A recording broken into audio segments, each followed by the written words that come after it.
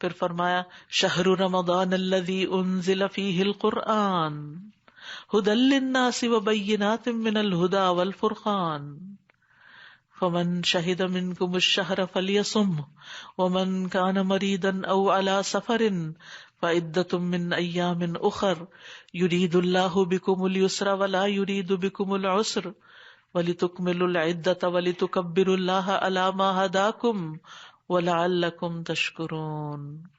رمضان وہ مہینہ ہے جس میں قرآن نازل کیا گیا ہے، جو لوگوں کے لیے ہدایت ہے، اور اس میں حق کو باطل میں فرق کرنے کے واضح دلائل ہیں۔ تو جو کوئی تم میں سے اس مہینے کو پائے اسے چاہیے کہ اس کے روزے رکھے، اور جو بیمار ہو یا سفر میں ہو تو دوسرے دنوں سے تعداد پوری کر لے۔ اللہ تمہارے ساتھ آسانی چاہتا ہے اور وہ تمہارے ساتھ تنگی کا ارادہ نہیں رکھتا، اور تاکہ تم تعداد پوری کرو، اور تاکہ تم اس پر اللہ کی بڑائی بیان کرو جو اس نے تمہیں ہدایت بخشی ہے، اور تاکہ تم شکر ادا کرو۔ ایک آیت میں کتنی ساری باتیں بتا دی گئیں۔ سب سے پہلی بات تو یہ کہ قرآن رمضان میں نازل ہوا۔ اس کا یہ مطلب نہیں کہ سارے کا سارا دنیا میں آ گیا ایک ہی دن میں یا ایک ہی رات میں، بلکہ رمضان کی شب قدر میں لوح محفوظ سے آسمان دنیا پر اتارا گیا، جو ہمیں نظر آتا ہے آسمان، اس پر اتارا گیا، اور وہاں سے 23 سالوں میں حسب ضرورت تھوڑا تھوڑا کر کے اترتا رہا، لیکن آغاز رمضان میں ہوا تھا، اور اس قرآن کی وجہ سے ہی رمضان کو اتنی عزت ملی، اور پھر دوسری وجہ اس میں روزے کے فرض عبادت کی ادائیگی ہے۔ لیکن شہر رمضان کیا ہے اس کی پہچان؟ الذی انزل فیہ القرآن، کہ اس میں قرآن اتارا گیا ہے۔ ظاہر ہے کہ قرآن جو ہے لیس کمثلہ شیء، اس جیسا تو کوئی کلام ہی نہیں، اس جیسی دنیا میں کوئی چیز ہی نہیں، لہذا اس کے ساتھ تو برکتیں اور رحمتیں اور فضیلتیں ہیں۔ تو پھر جس مہینے میں یہ نازل ہوا، جس رات میں یہ نازل ہوا، ان سب کو بھی فضیلت دی اللہ نے۔ جس رات میں نازل ہوا وہ کون سی رات ہے؟ انا انزلناہ فی لیلۃ القدر وما ادراک ما لیلۃ القدر لیلۃ القدر خیر من الف شہر۔ ہم نے اس کو لیلۃ القدر میں نازل کر، تمہیں کیا پتا کہ لیلۃ القدر کیا ہے؟ لیلۃ القدر 1000 مہینوں سے بہتر ہے۔ سبحان اللہ، جس رات قرآن نازل، اللہ نے اس رات کو اتنی عزت بخشی، اتنا بڑا مقام دیا کہ اب اس کے بعد تم اس رات میں جب عبادت کرو گے تو گویا تم 1000 مہینوں کی عبادت سے بہتر عبادت کر رہے ہو۔ اتنا بڑا ثواب، جس ہوتا ہے نا کہ کمپنیز اپنے جو مخصوص دن ہوتے ہیں، جس دن وہ کمپنی شروع ہوئی ہے تو وہ خاص سیل لگا دیتے ہیں، تو یہ بھی نیکیوں کے ایک موسم بہار ہوتا ہے، اور پھر کرتے کرتے کرتے آخری اشرے کی آخری طاق راتیں، سبحان اللہ، عبادت کی راتیں ہوتی ہیں۔ انسان کو ان کا انتظار کرنا چاہیے، ان کا شوق رکھنا چاہیے، ان کے لیے تیاری کرنی چاہیے، پہلے سے مائنڈ بنانا چاہیے، پورے پلاننگ ٹائم ٹیبل بنانا چاہیے کہ میں کس طرح ان راتوں کی عبادت کروں گی تاکہ مجھ سے اتنی بڑی خیر ہاتھ سے نہ جائے۔ لیکن بہرحال رمضان کی بابرکت رات میں قرآن کا نزول ہوا، جیسے ایک اور جگہ آتا ہے انا انزلناہ فی لیلۃ مبارکہ، یہ کتاب مبارک جس رات میں اتری وہ مبارک، جس نبی پر اتری، جس امت پر اتری، جس شہر میں اتری، یہ سب کے ساتھ برکتیں لگی ہوئی ہیں۔ اور نبی صلی اللہ علیہ وسلم رمضان میں قرآن کا دور کیا کرتے تھے جبریل امین کے ساتھ، ہر رات میں قرآن کا دور کیا کرتے تھے اور پچھلا سارا دہرایا کرتے تھے۔ اسی لیے پھر امت میں ایک سلسلہ چلا آ رہا ہے کہ کم از کم رمضان میں ایک پورا قرآن پڑھ لینا چاہیے۔ تو بہرحال یہ مبارک مہینہ ہے جس کے روزے فرض کیے گئے ہیں، اور اس میں آسمان کے دروازے کھول دیے جاتے ہیں، جہنم کے دروازے بند کر دیے جاتے ہیں، سرکش شیاطین کو طوق پہنا دیے جاتے ہیں، اور یہ بے پناہ خیر لانے والا مہینہ ہے، اور جو اس سے محروم رہا وہ پھر ہر چیز سے محروم ہو جاتا ہے۔ تو ابھی 3-3.5 مہینے رہ گئے ہیں، اب تیاری شروع کر دیں، کیونکہ اپریل کے اینڈ میں اس دفعہ انشاءاللہ تعالی رمضان ہوگا۔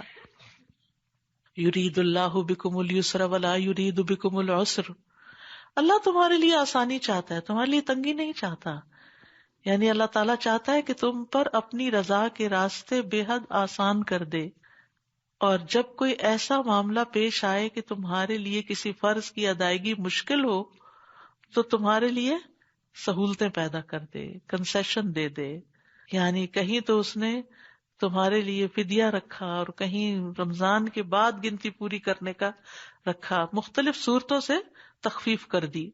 اور یہ صرف رمضان کے روزوں کے لیے نہیں ہے بلکہ یہ ہر دین کے معاملے میں ہے. جیسے پیچھے قتل کے احکام میں آپ نے دیکھا کہ کتنی آپشنز ہیں، اسی طرح رمضان میں بھی ہیں اور باقی بھی. وَلِتُكْمِلُوا الْعِدَّةَ، اور تاکہ تم گنتی پوری کرو. سبحان اللہ، یعنی کمٹمنٹ نبھاؤ. یہ جو ہوتا ہے نا کسی کام کو پورا کرنا، یہ انسان کو بڑی سیٹسفیکشن دیتا ہے. بہت سے لوگ کام شروع کر لیتے ہیں ادھورا چھوڑ کے غائب ہو جاتے ہیں. یہ عادت نہیں ہونی چاہیے. جس چیز کو بھی آپ شروع کریں اس کو تکمیل تک پہنچائیں، کیونکہ انما الاعمال بخواتیمها، اعمال کا دار و مدار ان کے خاتمے پر ہے کہ آپ کا اینڈ کیسے ہوا. اس میں مثلاً آپ ساری نماز پڑھتے ہیں اور اتحیات میں وضو توڑ دیتے ہیں، تو کیا آپ کو وہ فرض 4 عطا ہو گئے؟ نہیں، آپ کو پوری 4 دوبارہ پڑھنی پڑیں گی، کیونکہ آپ کا وضو ٹوٹ گیا اس سے پہلے کہ آپ سلام پھیرتے، آپ کی نماز مکمل ہوتی.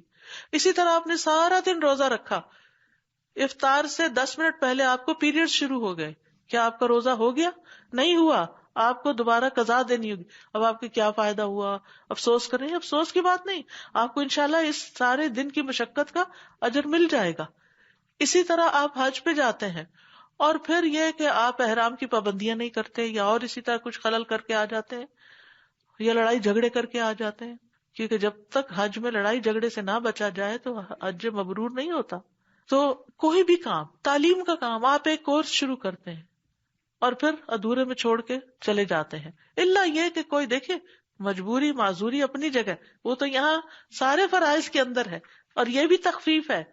لیکن سستی کے مارے بس کبھی کچھ کر لینا کبھی کچھ کر لینا، کسی کام میں استقامت نہ ہونا، کسی کام کو سنجیدگی سے نہ لینا، کسی کمٹمنٹ کو نہ نبھانا، ڈیوٹی لے لینا اس کو پورا نہ کرنا، کمٹمنٹ کر لینا میں فلاں کاز میں اتنے پیسے دوں گا ہر مہینے اور پھر آدھے میں چھوڑ دینا شیطان کے کسی وسوسے کے تحت. تو وہ جس کا گھر چل رہا تھا آپ کے چند ڈالر سے، وہ بےچارہ تو پھر محتاج ہو کے بیٹھ گیا، تو آپ نے اس کو امید ہی کیوں دلائی تھی؟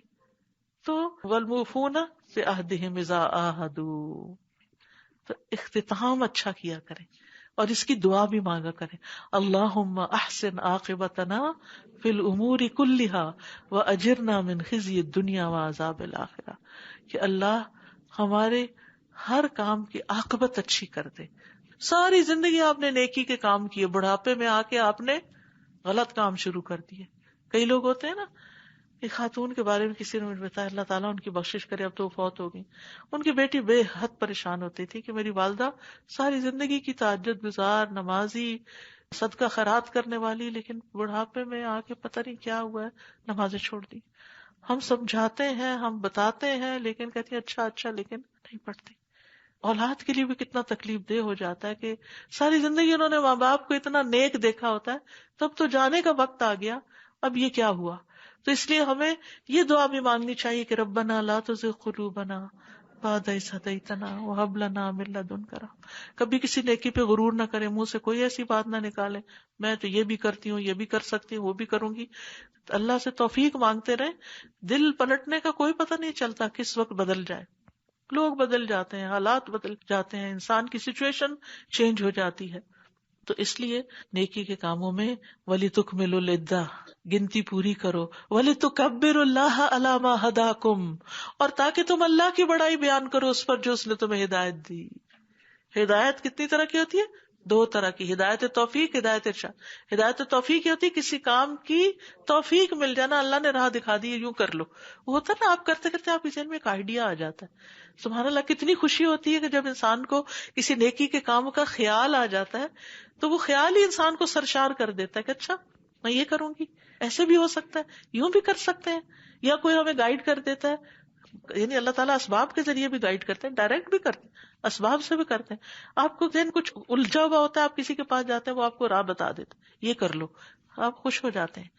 تو ایسی ساری چیزیں یہ اللہ کا فضل ہوتی ہیں. اس لیے اللہ کی بڑائی بیان کرنی چاہیے نیکی کے بعد کہ اللہ تو نے توفیق دی ہے، تیری توفیق سے ہی میں نیک کام کے قابل ہوئی ہوں. کبھی تکبر نہ آئے، کبھی غرور نہ آئے، کہ کہتے ہیں غرور کا سر نیچا. ایسا نہ ہو کہ نیکی کا غرور آ جائے اور پھر کر کے اس کو ضائع کر دے، جیسے شیطان کے ساتھ ہوا تھا. اور تکبیر تکبر اللہ میں کیا ہے؟ رمضان کے آخر میں جب چاند نظر آ جائے تو پھر کیا کرو؟ تکبیریں پڑھنی شروع کر. اللہ اکبر اللہ اکبر، لا الہ الا اللہ واللہ اکبر، اللہ اکبر وللہ الحمد، اللہ اکبر کبیرہ والحمد للہ کثیرہ وسبحان اللہ بکرۃ واصیلا. جو لوگ اللہ سے محبت کرتے ہیں نا، اللہ کی بڑائی بیان کر کے ان کے دل خوشی سے بھر جاتے ہیں. کیونکہ ہوتا پتہ کیا ہے، جس سے بھی ہم محبت کرتے ہیں نا تو ہم اس کی تعریف کرتے ہیں، ہم اس کی اچھی باتیں کرتے ہیں اور ہمیں خوشی ہوتی ہے اس کی اچھائی بیان کر کے. تو جس کو اللہ سے محبت ہوتی ہے پھر وہ اللہ کی بڑائی بیان کر کے خوش ہوتا ہے، اس کو اس سے اطمینان ہوتا ہے کہ یا رب تو بڑا ہے، تو نے توفیق دے دی کہ میں یہ کام کر سکوں. اللہ ما ہداکم، کس بات پر کہ اللہ نے ہدایت دے دی. ولعلکم تشکرون، اور تاکہ تم شکر گزار بنو. اور شکر کیا ہے؟ دل میں بھی خوشی، عید کے دن خوش ہو جاؤ خوب، اور پھر زبان سے بھی اچھے کلمات، ایک دوسرے کو تقبل اللہ کی دعائیں، عید مبارک، میل ملاقات، تحفے تحائف، اور خوشی خوشی بچوں کے ساتھ بھی، ڈانٹ ڈپٹ سے پرہیز، اور گھر کے اندر بھی، اور پھر نمازوں کی بھی پابندی. یہ نہیں کہ رمضان بھر تو تراویح بھی پڑھتے رہے اور عید کی صبح فجر بھی چلی گئی کیونکہ رات دیر تک عید کی تیاریاں ہوتی رہی. یہ نہیں ہونا چاہیے، یہ ناشکری ہے.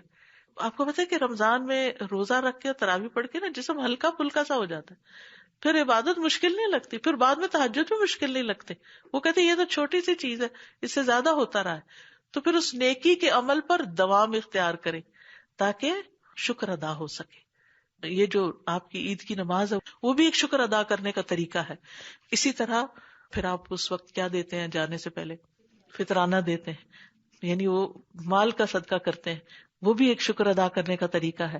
پھر آپ اچھے اچھے کھانے بنا کے ہمسایوں کو ادھر ادھر کھلاتے ہیں، وہ بھی ایک شکر ادا کرنے کا طریقہ ہے.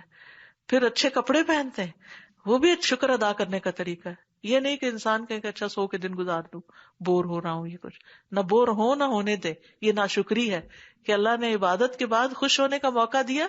اگر گھر میں بور ہو رہے نکل جائیں کہیں، بچوں کو لے جائیں، تاکہ یعنی ہوتا ہی ہو نا کہ گھر کے اندر بعض اوقات وہی ایک دوسرے سے بچے لڑنے جھگڑنے لگتے ہیں، کچھ اور ہونے لگتا ہے تو آپ بھی بولنا شروع کر دیتے ہیں. ان کو تھوڑا سا آؤٹنگ کروا دیں، کوئی ایسا کام کریں. الحمدللہ یہ سب کرتے ہیں، لیکن کچھ لوگوں کو میں نے دیکھا وہ عید کے دن بھی سو جاتے ہیں آرام سے. عید سونے کے لیے نہیں آئی، عید خوشی منانے کے لیے آئی. اور اگر گھر کے بڑے سو جائیں تو بچے بےچارے کیا کریں گے؟ آپ سوچئے، ایسی مائیں بچوں پہ بڑا ظلم کرتی ہیں کہ جو ایسے مواقع پر خود آرام کر رہی ہوتی ہیں، سو رہی ہوتی ہیں، وہ بچوں کو باہر لڑنے جھگڑنے کے لیے چھوڑ دیتی ہیں. یہ نہیں ہونا چاہیے. اکٹھے مل کے کام کرنے میں جو خوشی ہے نا، وہ اکیلے اکیلے میں نہیں ہوتی. اور صرف اپنی مرضی کا کام کرنے میں بھی خوشی نہیں ہوتی کہ بس منمانی کی جائے ہر کام میں، کہ میرا جو دل چاہتا ہے بس میں وہ کروں گی. پھر فرمایا وَإِذَا سَأَلَكَ عِبَادِي عَنِّي فَإِنِّي قَرِيبٌ أُجِيبُ دَعْوَةَ الدَّاعِ إِذَا دَعَانِ فَلْيَسْتَجِيبُوا لِي وَلْيُؤْمِنُوا بِي لَعَلَّهُمْ يَرْشُدُونَ. اور جب میرے بندے آپ سے میرے بارے میں سوال کریں تو کہہ دیجئے بے شک میں قریب ہوں، میں پکارنے والے کی پکار کا جواب دیتا ہوں. جب بھی وہ مجھے پکارے تو ان کو چاہیے کہ وہ بھی میرا حکم مانیں اور مجھ پر ایمان رکھیں تاکہ وہ ہدایت پائیں. تو اللہ سبحانہ وتعالیٰ قریب ہے، اس لیے اس سے دعا کرنی چاہیے. جب میرے بندے آپ سے یعنی نبی صلی اللہ علیہ وسلم سے میرے بارے میں پوچھیں، کیونکہ صحابہ نے ایک دفعہ پوچھا تھا کیا ہمارا رب قریب ہے کہ ہم آہستہ آہستہ پکاریں، یا دور ہے تو ہم زور زور سے پکارا کریں، چلا چلا کے پکاریں. تو کیا بتایا گیا کہ رب کیا ہے؟ انی قریب، قریب ہے. ٹھیک ہے، وہ تو دل کے اندر کے حال کو بھی جانتا ہے، اور دعا سننے کے اعتبار سے بھی قریب ہے، اور دعا کی قبولیت کے اعتبار سے بھی قریب ہے، اور ہر پکارنے والے سے وہ قریب ہے. اور رات کے آخری حصے میں اللہ سبحانہ وتعالیٰ اور قریب ہو جاتا ہے. تو اس لیے انسان اللہ کے قرب کو محسوس کرے. اجیب دعوت الداعی اذا دعان، پکارنے والا جب مجھے پکارتا ہے میں اس کی پکار سنتا ہوں. یہ جو داعی ہے نا، اس کے ساتھ ال بھی لگا ہوا ہے، خاص پکارنے والا.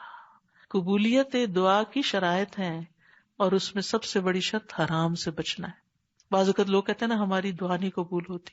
تو اگر کوئی شخص جس کا کاروبار حرام کا ہے اور اس کا کھانا پینا حرام کا ہے تو پھر فَأَنَّىٰ يُسْتَجَابُ لَهُ، اس کی دعائیں کہاں سے قبول ہوں.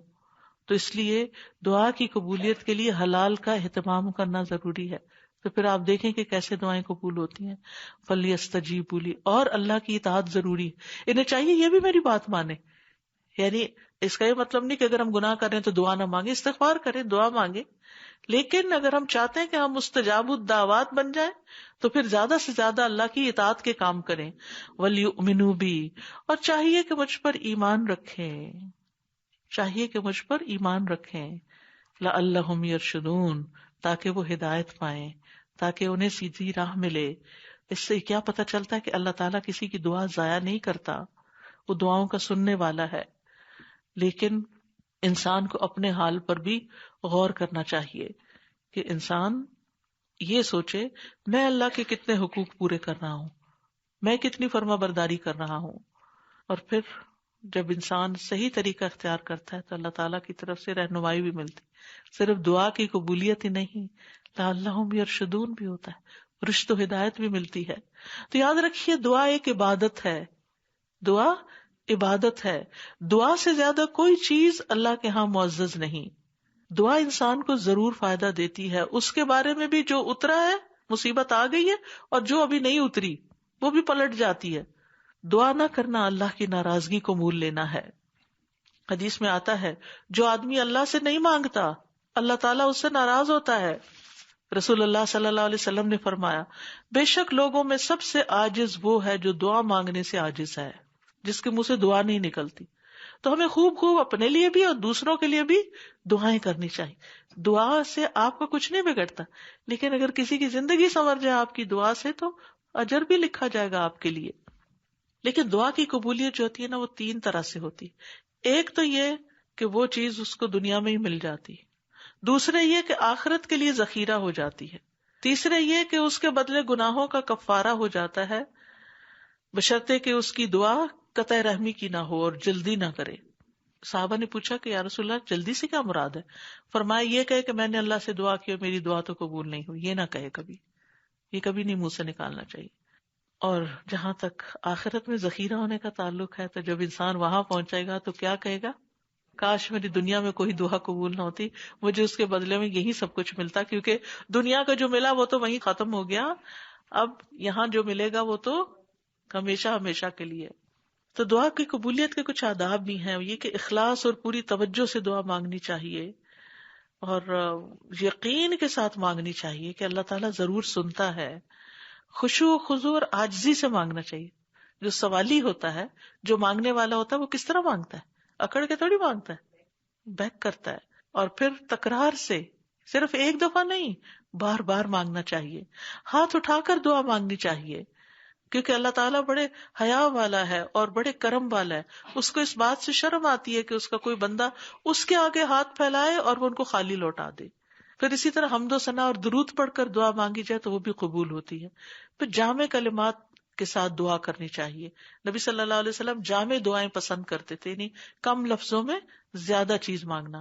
پھر اللہ کے ناموں کو وسیلہ بنا کے دعا مانگنی چاہیے، اس کو پکار کے یا رحمان یا رحیم یا کریم یا مجیب یا قریب، اس طرح کر کے پکار کے دعا مانگنی چاہیے. نیک اعمال کو وسیلہ بنا کے دعا کرنی چاہیے. کوئی بہت مشکل آ جائے تو یا اللہ وہ فلاں کام میں نے تیری خاطر کیا تھا، اگر وہ تجھے پسند تھا تو اس کے وسیلے سے تو میری یہ مشکل آسان کر دے. اور سب سے بڑی بات یہ کہ حلال روزی کا اہتمام کرنا چاہیے.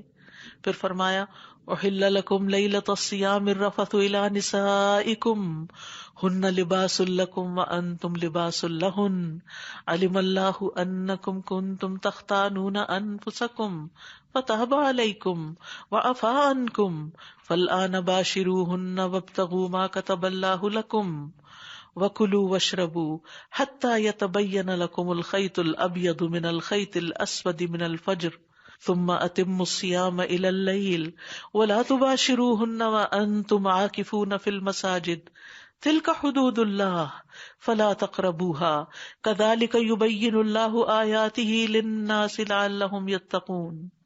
روزے کی رات میں تمہارے لیے اپنی عورتوں کے پاس جانا حلال کر دیا گیا، وہ تمہارے لیے لباس ہیں اور تم ان کے لیے لباس ہو.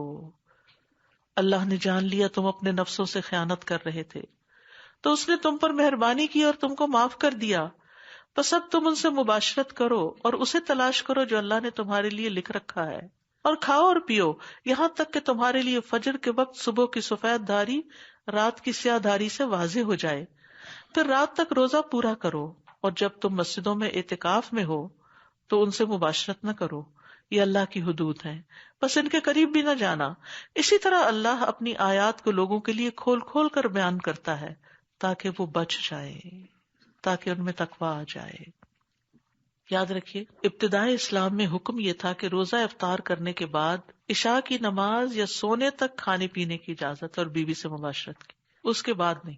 یعنی ایک دفعہ سو گئے، عشاء پڑھ لی، بس ختم، رخصت ختم۔ سونے کے بعد ان میں سے کوئی کام نہیں ہو سکتا تھا۔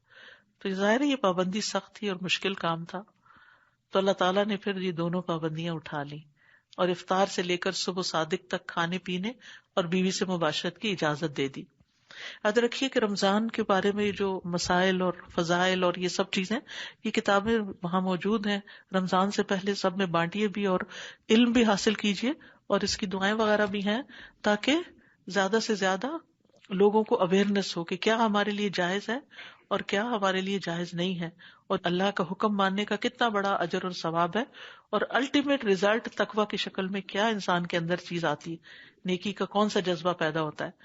بہرحال ہوا یہ تھا کہ صحابہ میں سے ایک قیس بن سرمہ انصاری تھے، ہوا یہ کہ وہ روزے سے تھے، افطار کا وقت آیا تو اپنی بیوی کے پاس آئے، پوچھا کچھ کھانے کو ہے؟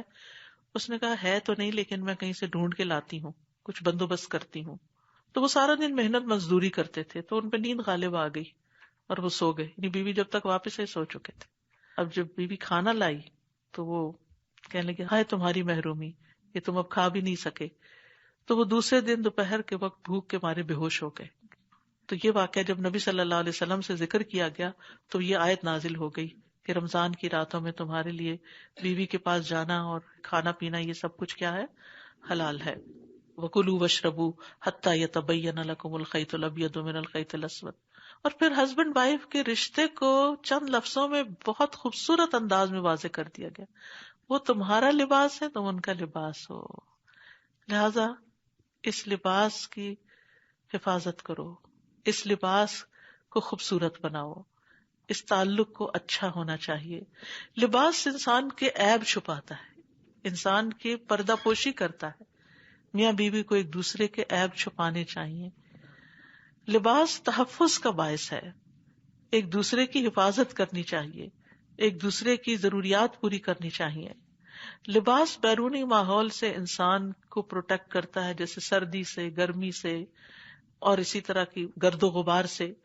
تو اسی طرح پریشانی کے وقت میں انسان کو اپنے ساتھی کے لیے ایک ایسا رویہ اختیار کرنا چاہیے کہ جس سے وہ سیکیور محسوس کرے، جس سے اس کی وحشت دور ہو، اس کے اندر انس پیدا ہو۔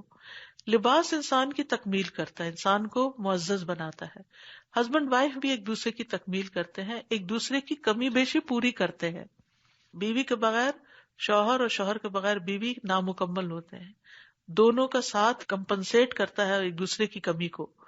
اور پھر لباس جو ہے یہ خوبصورتی کا باعث بھی ہوتا ہے، یعنی آپ دیکھیں کہ لباس کے اوپر لوگ کتنا خرچ کرتے ہیں، اور پھر اس کو ڈھونڈنے میں اور اس کو اپنی پسند کا بنانے میں اور اس پہ کتنا کتنا وقت لگتا ہے۔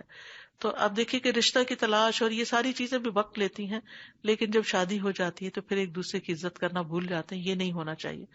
اور اس میں سب سے بہترین چیز جو کام کرتی ہے وہ صبر و برداشت ہے، عفو درگزر ہے، ایک دوسرے کو معاف کرتے رہنا اور ایک دوسرے کے رویوں پر صبر کر جانا۔ ہاں اگر معاملہ بہت ہی حد سے بڑھ جائے تو پھر اللہ نے آلٹرنیٹ کئی سولوشن بھی رکھے ہیں۔ وَكُلُوا وَاشْرَبُوا حَتَّى يَتَبَيَّنَ لَكُمُ الْخَيْطُ الْأَبْيَضُ مِنَ الْخَيْطِ الْأَسْوَدِ مِنَ الْفَجْرِ۔ عدی بن حاتم کہتے ہیں کہ میں نے عرض کیا اللہ کے رسول سفید دھاگے اور سیاہ دھاگے کا مطلب کیا ہے، یعنی جو اس آیت میں آیا، کیا اس سے حقیقتاً 2 دھاگے مراد ہیں؟ آپ نے فرمایا اگر تو نے 2 دھاگوں کو اپنے تکیے کے نیچے دیکھا تو پھر تو تمہارا گدا بہت لمبا چوڑا ہوگا۔ آپ نے فرمایا نہیں، اس سے مراد رات کی تاریکی اور صبح کی سفیدی، یعنی تشبیہ دی گئی ہے اور اس سے الگ الگ کر کے بتایا گیا ہے سیاہ اور سفید کو، دن اور رات کے الگ ہونے کا وقت۔ ثم اتم الصیام الی اللیل، پھر رات تک روزہ پورا کرو، یہ سحری افطاری کا وقت بتا دیا گیا۔ سحری میں تاخیر پسندیدہ ہے، اور افطار کا وقت جو ہے ادھر سے جو ہی سورج غروب ساتھ ہی کر لینی چاہیے. افطار میں جلدی جو ہے یہ پسندیدہ ہے. وَلَا تُبَاشِرُوهُنَّ وَأَنْتُمْ عَاكِفُونَ فِي الْمَسَاجِدِ، اور ان سے مباشرت نہ کرو حالانکہ تم مسجدوں میں اعتکاف کی حالت میں ہو. یعنی ہسبینڈ وائف ایک دوسرے سے جدا نہیں ہوتے، لیکن کچھ وقت اللہ نے ایسا رکھا ہے کہ جو خالصتاً اللہ کے لیے اس میں دونوں ایک دوسرے سے الگ رہیں، یعنی مسجد میں ان کا کوئی فزیکل ریلیشن شپ نہیں ہونا چاہیے. اور اللہ سبحانہ وتعالیٰ نے یہ ساری باتیں اپنی کتاب میں واضح کر دی ہیں تاکہ ہم تقوی اختیار کریں، حلال کو حلال سمجھیں، حرام کو حرام سمجھیں، بچنے والی چیزوں سے بچیں.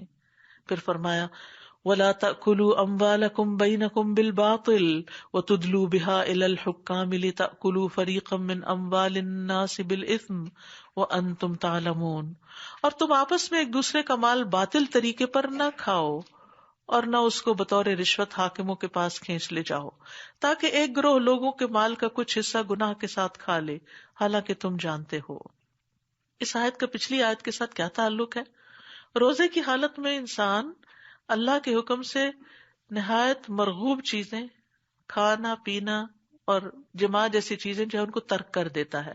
تو اسی مناسبت سے اب حرام سے بچنے کی تلقین کی جا رہی ہے کہ جہاں بھی کوئی مال ناجائز طریقے سے حاصل ہو وہ نہیں کھانا چاہیے. اور جن چیزوں کو اللہ نے حرام قرار دیا ہے جیسے سود ہے، زنا کی اجرت ہے، نجومی کی فیس ہے، شراب کی فروخت ہے، لاٹری، جوا یا گانے بجانے کی اجرت ہے، یہ سارے آمدنی کے ذرائع جو ہیں یہ حرام ہیں.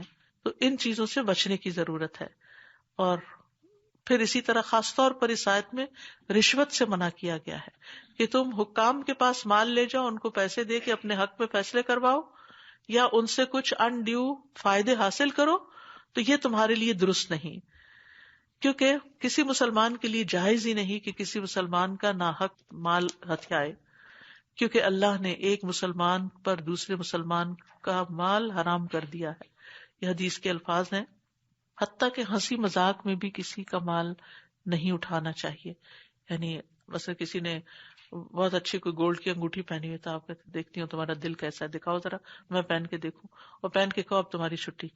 تو اس طرح کے کام بھی نہیں کرنے چاہیے، چاہے قریبی دوست ہی کیوں نہ ہو، بہن بھائی کیوں نہ ہو، کیونکہ ہر شخص کو اپنی چیزیں پیاری ہوتی ہیں، اور دھوکے سے اور مذاق مذاق میں کسی کی کوئی چیز لینا یہ بھی ناجائز ہے اور باطل ہے. پھر اسی طرح کسی کی چیز چرا لینا، نبی صلی اللہ علیہ وسلم نے فرمایا مسلمان کی گم شدہ چیز جو ہے آگ کی لپٹ ہوتی ہے، تم اس کے قریب بھی نہ جانا. یعنی مثلا آپ کو کوئی شخص اپنی کرسی پہ پرس رکھ کے بھول گیا، چلا گیا، پیچھے سے آپ دیکھتے تھے، آپ کہتے چلو موج ہو گئی، تو یہ جو ہے یہ آگ کی لپٹ ہے، گویا تم آگ کا انگارہ اٹھا رہے ہو. تو کسی کی چیز کے اوپر نظر نہ ہو. پھر اسی طرح حرام کمانے والے کی بڑی سے بڑی نیکی پر بھی ثواب کی بجائے گناہ ملتا ہے. رسول اللہ صلی اللہ علیہ وسلم نے فرمایا جس نے حرام مال کمایا پھر اس سے غلام وغیرہ آزاد کیا، اس سے رشتہ داروں کو دیا تو اس پر اس کو گناہ ہوگا، یعنی وہ مال خرچ کرنے پر بھی الٹا عذاب. پھر اسی طرح جو آدمی کسی کی ظلمن زمین دبا لے، جیسے یتیم بچے ہوتے ہیں نا، ان کے پراپرٹیز کو ہضم کر لینا یا اور کوئی بھی صورت، تو وہ اللہ سے اس حال میں ملے گا کہ اللہ اس سے ناراض ہوگا. اسی طرح کسی کی اجازت کے بغیر اس کا کھانا کھا جانا یا اس کا کپڑا اٹھا لینا یا کوئی بھی اس کی ضرورت کی چیز اٹھانا، ان سب چیزوں سے ہمارا دین ہمیں منع کرتا ہے، کیونکہ ہمارے دین میں جتنے بھی احکامات ہیں وہ اس لیے دیے گئے ہیں تاکہ لوگوں کے درمیان آپس میں جھگڑے وغیرہ نہ ہوں، کیونکہ مال جھگڑوں کا باعث بنتا ہے، دوسروں کے ساتھ بدسلوکی جھگڑوں کا باعث بنتی ہے، اور اس سے امن و امان تباہ ہو جاتا ہے. یہاں پر فرمایا حالانکہ تم جانتے ہو. کچھ چیزیں انسان دین کا علم حاصل کر کے اس کو پتہ چلتی ہیں، اور کچھ چیزیں جو ہے انسان کی جو ایک فطرت ہے یا اس کا دل بھی اس کو بتاتا ہے کہ یہ ٹھیک نہیں، یہ تو کسی کی چیز ہے، اس میں تمہارا کیا حق.